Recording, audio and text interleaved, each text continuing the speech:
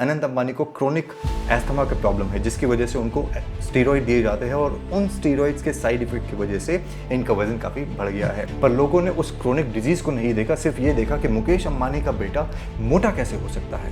मैं आपको ये बता दूं, ये लड़का एक दिन में 21 किलोमीटर की कार्डियो वर्कआउट किया करता था। कई लोग आजकल कह रहे हैं कि देखो हाथी से चला भी नहीं जा रहा, गेंडा कैसे चल रहा है, गाड़ी से निकल नहीं पा रहा, डांस नहीं कर पा रहा, पर देखो फिर भी कैसे बॉलीवुड सितारे इसके कदमों में बिछे हुए हैं। रात को 3 बजे कोई बॉडीगार्ड नहीं आया, कोई सर्वेंट नहीं आया, कोई हेल्पर नहीं आया, कोई लड़का या कोई मैसेंजर नहीं आया। अनंत अंबानी खुद से आता है और मेरे दोस्त से रिक्वेस्ट करता है। नमस्कार, जय श्री राम, जय हिंद। क्या हाल चाल है आप सब लोगों के। चैनल में आप लोगों का फिर से स्वागत है। अगर आपको ज़िंदगी में कभी बुली किया गया है, अगर आपने ज़िंदगी में कभी किसी से जेलस फील किया है और उसकी बुराई करी है, उसके सर्वनाश की कामना करी है, तो ये वीडियो आपको पूरा देखना बहुत ज़्यादा ज़रूरी है, क्योंकि इस वीडियो में मैं आप लोगों के साथ 2 ऐसी चीज़ें शेयर करने वाला हूँ जो आपको अपनी ज़िंदगी की वास्तविकता से थोड़ा ज़्यादा क्लोज लेके आएगी। मुकेश अंबानी के बेटे अनंत अंबानी की शादी के फंक्शंस जब से शुरू हुए हैं, जो कि जामनगर में शुरू हुए, तब से लेके अभी तक काफ़ी लोगों ने इसकी तारीफ़ करी और काफ़ी लोगों ने इनके बारे में मीम्स भी बनाई है। काफ़ी लोगों ने उनके खर्चे के बारे में बात करी है। काफ़ी लोगों ने ये कहा है कि जितना पैसा शादी पे खर्च किया है उतना गरीबों को दे देते तो भारत में कई गरीबों का पेट भर जाता। ऐसे कई मीम्स, ऐसी कई कहावतें जो सोशल मीडिया पे चल रही है, उनके बारे में थोड़े विस्तार पूर्वक बात करना चाहता हूँ मैं। लेकिन उसके पहले आप लोगों से एक रिक्वेस्ट करना चाहता हूँ कि इस वीडियो को थोड़ा खुले दिमाग से देखना और कोशिश करना समझने की आपके साथ क्या शेयर किया जा रहा है इस वीडियो में।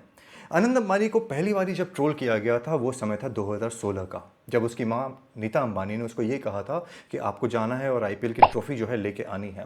जब वो लड़का सामने आया तो लोगों ने उसको ट्रोल करना शुरू किया उसके वजन के लिए कि एक संपूर्ण परिवार, एक संपन्न परिवार के घर से आया हुआ लड़का इतना अस्वस्थ कैसे हो सकता है, इतना मोटा कैसे हो सकता है।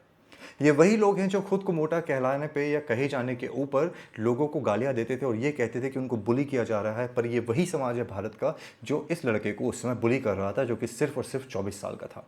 इस लड़के के बारे में संपूर्ण जानकारी ना होने के बावजूद और संपूर्ण जानकारी के आने के बाद भी लोगों ने अपने मुंह को बंद नहीं किया।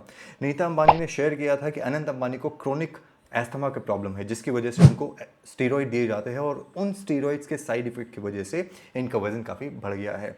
जिन लोगों को स्टीरॉइड्स के बारे में नहीं पता है, ये वो चीज़ होती है जो जनरली जिम्स के अंदर ली जाती है अपने मसल्स को बढ़ाने के लिए, पर जब हेल्थ इश्यूज़ कुछ होते हैं तो डॉक्टर्स इनको रेकमेंड करते हैं और इनके साइड इफ़ेक्ट्स काफ़ी ज़्यादा होते हैं, क्योंकि ये काफ़ी ज़्यादा स्ट्रॉन्ग होती हैं। Skin problems, hair loss problem या फिर वज़न बढ़ना, ये कॉमन चीज़ें हैं और यही हुआ अनंत अंबानी के साथ। पर लोगों ने उस क्रोनिक डिजीज़ को नहीं देखा, सिर्फ ये देखा कि मुकेश अंबानी का बेटा मोटा कैसे हो सकता है।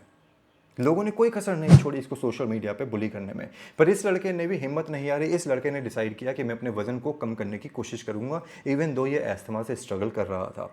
इसने हायर किया एक बहुत ही रिनाउंड फिटनेस एक्सपर्ट को, जिनका नाम है विनोद चन्ना, जो कि महीने का 1.5 से 2 लाख रुपया लेते हैं आपको 12 क्लासेस देने का, और 3 से 4 लाख रुपए लेते हैं अगर आपको घर पे आके ट्रेनिंग देनी होती है। तो कार्डियो एक्सरसाइजेज, योगा, स्विमिंग, ये सारे के सारे वर्कआउट्स इनसे करवाए गए और इन्होंने अपना वजन काफ़ी ज़्यादा कम किया। मैं आपको ये बता दूँ, ये लड़का एक दिन में 21 किलोमीटर की कार्डियो वर्कआउट किया करता था, इन कॉम्बिनेशन ऑफ अलग अलग तरीके से, जहाँ पे इसके वजन पे कंट्रोल पाया गया।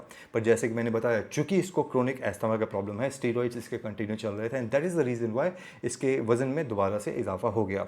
कई लोग आजकल कह रहे हैं कि देखो हाथी से चला भी नहीं जा रहा, गेंडा कैसे चल रहा है, गाड़ी से निकल नहीं पा रहा, डांस नहीं कर पा रहा, पर देखो फिर भी कैसे बॉलीवुड सितारे इसके कदमों में बिछे हुए हैं, कैसे सेलिब्रिटीज़ इसके साथ जो हैं ऐसे मायूस से नज़र आते हैं कि हम किसकी शादी में आ गए, इस लड़के के साथ हम फोटो क्यों शेयर कर रहे हैं। आप लोग बुलीज हो, आप लोगों ने हमेशा विक्टिम कार्ड कहीं ना कहीं खेला होगा कि हमें ज़िंदगी में बुली किया गया है, पर आप आज बैठ के वही कर रहे हो। हमारे भारतीय समाज की एक बहुत ही विचित्र सी मानसिकता है कि हम खुद संपूर्ण या संपन्न हो ना हो, लेकिन दूसरा अगर कोई संपन्न हो जाता है तो हम उसको क्रिटिसाइज़ बहुत ज़्यादा करते हैं और दुनिया भर का ज्ञान पेलना शुरू कर देते हैं। एक छोटा सा एग्जाम्पल देता हूँ मैं अनंत अंबानी के बारे में और ईशा अंबानी के बारे में, जिसके माध्यम से आपको पता चल जाएगा कि मैं किस विषय में बात कर रहा हूँ। तो पहले आपको बता दूं, अनंत अंबानी कितना हम्बल लड़का है। जब इसका जामनगर में शादी का फंक्शन चल रहा था तो मेरा एक दोस्त है, जैसा कि आप जानते हैं, राहुल, आपने कई बार नाम सुना है, वो वहाँ पे उसके स्विमिंग पूल के पास एक सेटअप चल रहा था जिसका प्रोडक्शन वो कर रहा था, सुपरवाइज कर रहा था वहाँ पे। रात को 3 बजे कोई बॉडीगार्ड नहीं आया, कोई सर्वेंट नहीं आया, कोई हेल्पर नहीं आया, कोई लड़का या कोई मैसेंजर नहीं आया। अनंत अंबानी खुद से आता है और मेरे दोस्त से रिक्वेस्ट करता है कि bro please, I am very sorry, मुझे पता है आप लोगों के काम में डिले होगा और शायद आपको तकलीफ हो, पर मुझे सिर्फ 1 घंटे के लिए स्विमिंग करनी है, आप मुझे 1 घंटे का समय दे दो, अगर आप अपनी टीम को लेकर बाहर जा सको तो। मेरा दोस्त उसके उस प्लीज़ को सुन के इतना ज़्यादा खुद से जिसको कहते हैं ना, उसको खुद बुरा लगने लगा कि यार इतना बड़ा इंसान मुझे प्लीज़ कह रहा है, कोई बात नहीं, मैं 1 घंटे के लिए एडजस्ट कर लेता हूँ। ये है असली अनंत अंबानी। ईशा अंबानी के घर का मैंने एक वीडियो डाला था अपने दूसरे चैनल के ऊपर, जिसके ऊपर करीबन 4 करोड़ व्यूज़ हैं आज की डेट में। इतना इसलिए डाला था बेसिकली क्योंकि उस घर के ऊपर मुझे भगवा दिखाई दिया था और उसके पूरे बाहर, घर के बाहर जो है कृष्ण के संदेश लगे हुए थे, क्योंकि ये कृष्ण को बहुत ज़्यादा फॉलो करते हैं। कई लोगों ने उस घर की तारीफ़ करी। मैंने तो भगवा के चक्कर में लगाया था कि मुझे भगवा दिखा और मुझे अच्छा लगा था, और कई लोगों का ये कहना था कि इतना बड़ा घर बना के क्या फ़ायदा, कितने गरीबों को घर मिल सकता था, इनको गरीबों के लिए जगह छोड़ देनी चाहिए थी, इन थिंग्स लाइक दैट। भाई, आप जब अपने घर में पैसा कमाते हो किसी भी लेवल का, तो क्या आप दूसरों के घर को भरना शुरू कर देते हो? अब कई लोग बोलेंगे कि हम अंबानी की तरह अमीर तो नहीं है ना। भाई, अंबानी ने अपनी मेहनत से पैसा कमाया है और वो अपनी रिस्पॉन्सिबिलिटीज़ अदा भी कर रहा है। कई CSR एक्टिविटीज़ होती हैं जो कि आपको पता भी नहीं होगा, जहाँ पे अंबानी और ये बड़ी कंपनीज कंट्रीब्यूट करती है। मैंडेटरी होता है वो contribution after a certain turnover, ये वो करते हैं। लेकिन किसी को ये कहना कि आप इतने बड़े घर में क्यों रह रहे हो या फिर शादी पे इतना खर्चा क्यों कर रहे हो, आप कोई नहीं हो ये बोलने वाले। आपके घरों में जब शादी होती है, आपके घरों में जब फंक्शन होते हैं, बर्थडे पार्टीज़ होती है, तो आप भी अपनी हैसियत के हिसाब से उतना ही खर्च करते हो। और अगर मुकेश अंबानी की हैसियत अपने नेटवर्थ से 0.5% पैसा खर्च करके, यानी 5,000 करोड़ खर्च करके अपने बेटे की शादी करवाने का जो सपना है वो पूरा करना है, तो आप कोई नहीं हो उसके ऊपर उंगली उठाने वाले। आप कोई नहीं हो एक लड़के को बुली करने वाले कि तू मोटा है, तू भद्दा दिखता है, तेरी वाइफ जो है गोल्ड डिगर है। आपको उनके इतिहास के बारे में कुछ भी नहीं पता है। उसकी जो वाइफ है वो काफ़ी समय से, कॉलेज के टाइम से उसके साथ है, उसकी हर स्ट्रगल में साथ खड़ी रही है। वज़न बढ़ने से, वज़न गिरने से, वज़न बढ़ने दोबारा तक उसके जो क्रोनिक डिजीज़ है उसका साथ वो निभा रही है। आप में से कितने लोग ऐसे हैं जो इस वीडियो को देख रहे हैं जो ये कह सकते हैं कि उनकी गर्लफ्रेंड या वाइफ्स ने उनको सही तरीके से हमेशा सपोर्ट किया हो और उनके बुरे वक्त में हमेशा से खड़े रहे हो, बिना किसी क्वेश्चन के या बिना किसी लाग लपेट के, बिना किसी झगड़े के। अब बात रही हॉलीवुड के सेलिब्रिटीज़ की, बॉलीवुड के सेलिब्रिटीज़ की। देखो भाई, सेलिब्रिटीज़ की कोई औकात नहीं होती है। सेलिब्रिटीज़ का, इन्फ्लुएंसर्स का काम यही होता है पैसा लेके किसी भी शादी में नाचना। बॉलीवुड, हॉलीवुड के सेलिब्रिटीज़ और इन्फ्लुएंसर्स कुछ अलग नहीं है उन सोशल मीडिया इन्फ्लुएंसर्स हैं जो इंस्टाग्राम हैंडल्स चलाते हैं, जो ट्विटर चलाते हैं, जो फेसबुक पेजेस चलाते हैं, उनको भी बुलाया जाता है। तो ये डिस्क्रिमिनेशन क्यों कि आप सेलिब्रिटीज़ को गाली दे रहे हो पर उन इन्फ्लुएंसर्स को गाली नहीं दे रहे जो कि वहाँ पर बैठे हुए हैं। ये डिस्क्रिमिनेशन मेरे ख्याल में सही नहीं है।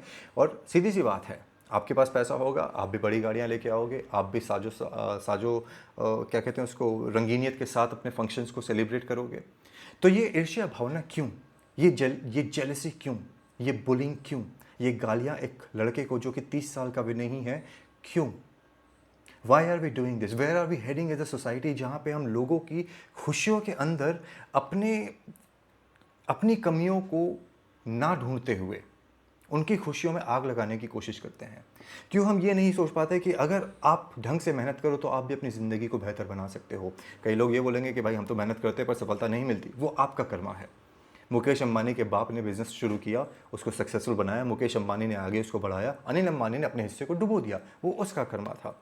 हर कोई अपनी हाथ की लकीर में अपनी किस्मत को लेके आया है और हर कोई जो भी कर्म यहाँ पे करता है उसका जवाब उसे ऊपर जाके देना पड़ता है, पर उस जवाब के पहले उसको इसी धरती के ऊपर जवाब देना पड़ता है। तो मेरा रिक्वेस्ट है आप लोगों से, स्टॉप बुलिंग पीपल।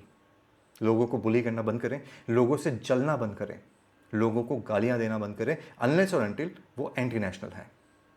जैसे कि एंटी नेशनल्स को मैं गाली देता हूँ, politicians and all those things को, पर उस चीज़ में नहीं जाएंगे।